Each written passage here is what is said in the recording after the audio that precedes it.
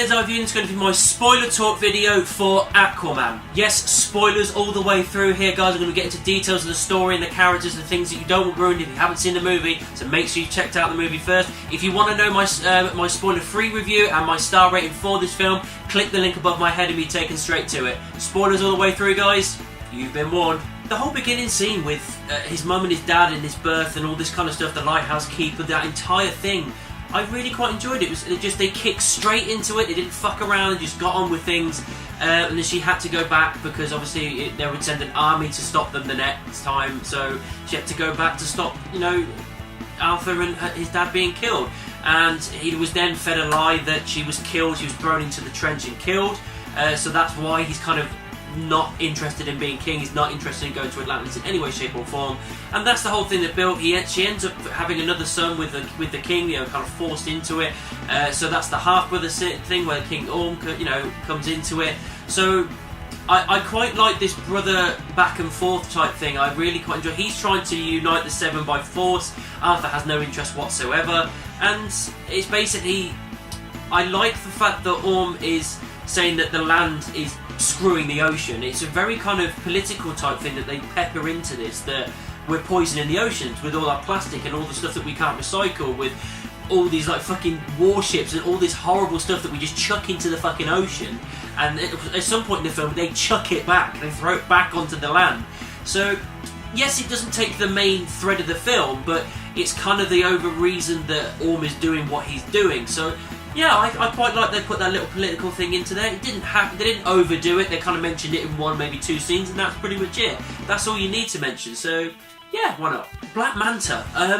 I really quite liked how they kind of introduced us to him. He was there with these other pirates that the mercenaries he's with. One of them being his dad, giving him like a knife that he's carried down from his dad.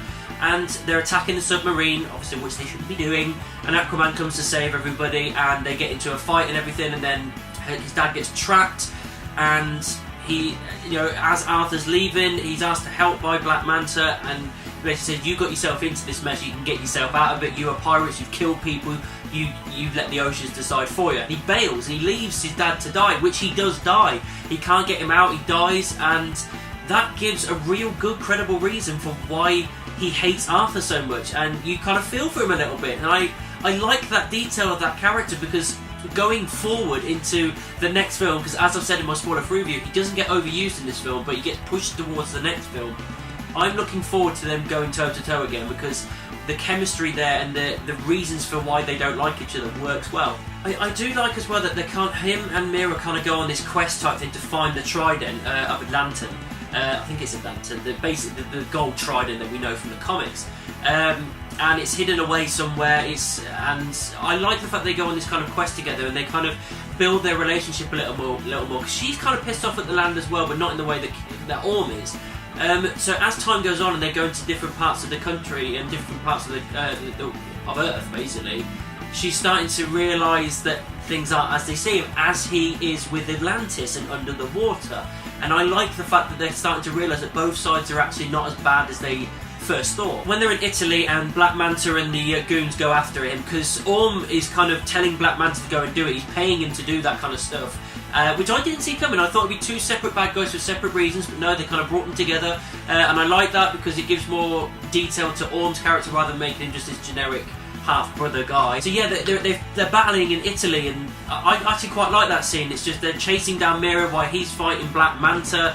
Really enjoyed that entire scene, and it worked really well. It showed the powers of Black Manta, and he gets, you know, eventually he loses and gets thrown away, and that is the last you see of him. You don't see him again until the end credit scene, which I will get into.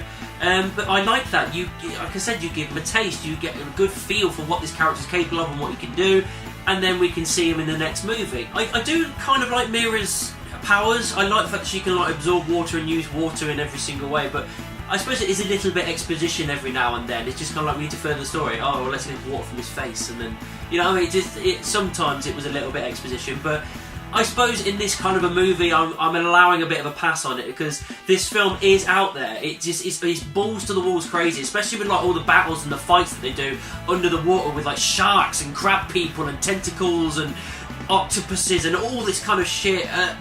god, there's so many sea creatures in battles and fights, especially the big one at the end, and it is crazy, but god damn is it fun to watch and good to look at. When they first enter Atlantis, I really liked that moment, because the first time that Arthur's seeing it, and they just give it that time, they give you those few minutes of him just looking around in awe of this place and how beautiful it is, and we're taking that in at the same time he is, and it's just they give it that time for him to really enjoy it and for us to really look around and go, god damn, there is some fucking detail here and it is beautiful. I do like the fact where he finally sees his mum again, he thinks she's dead and she's not. They go down to the bottom of the trench thing, which basically is like an upside down like world, that there's this underworld thing inside the earth. It was a little bit confusing, but again it's out there, but at this point I was so invested, I was like, yeah sure, why not, yeah fuck it, why not.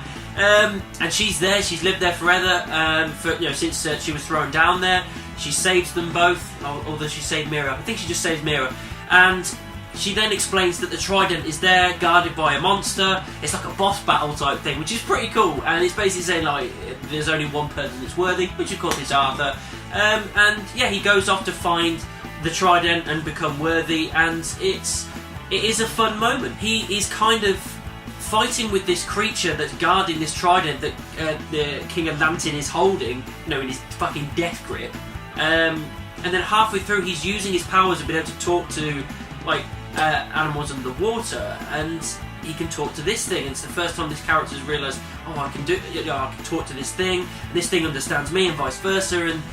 And then basically he goes and grabs the trident and pulls it, and that's it. And that's it done. He comes out of the waterfall in his full fucking Aquaman gear and absolutely nails the look. I mean, it's a ridiculous costume, but god damn does fucking Momoa make it look fucking awesome. And that transitions into the final battle, where you've got Orm and all of the Atlanteans on sharks and whales and all this kind of shit, attacking all the crab people, which is one of the seven as far as I remember, and basically saying it's like, join me or die kind of thing. And the guy's like, yeah, you ain't getting my allegiance. They go, massive fight, big crab people, sharks and all this shit.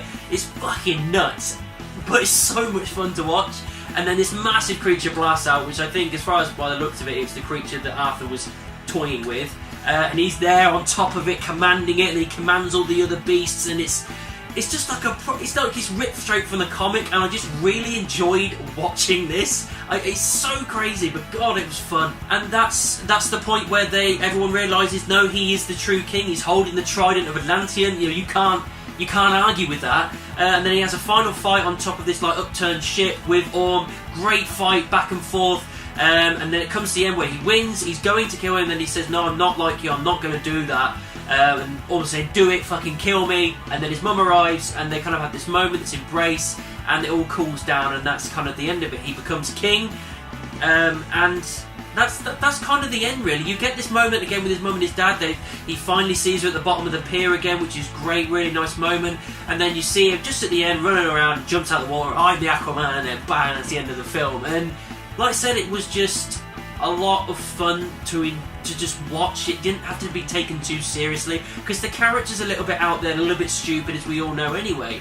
And I just think they said, right, let's just go for it. Let's just be stupid with it, and it worked. I thought, yeah, I had fun, and I'm happy to see more of it. The end credit scene. There's only one. I stayed all the way to the end, which was pretty pointless because there isn't a second one, but I thought I had to be sure just to make, in case I would miss it and can't talk about it. But there was only one. It's a mid-credit scene, and as I said, it is Black Manta. He washed up on this board, and someone finds him.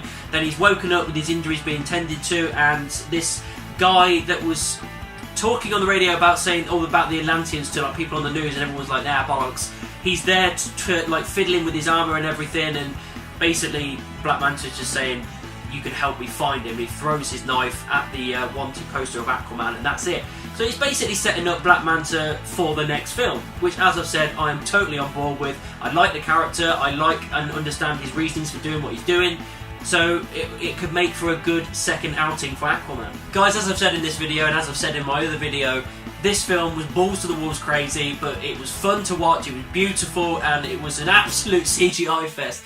But I enjoyed myself. I had a lot of fun with it. I'm looking forward to the next one. I'm looking forward to seeing where things go. So that was my spoiler talk for Aquaman. What did you think about it? Let me know down in the comments or send me an email. You can also find the various social media, Facebook, Twitter, Instagram and Tumblr. Just type in Beard's Eye View anywhere and I'm sure you'll find me. Don't forget to like, subscribe and share my videos. I'll see you soon.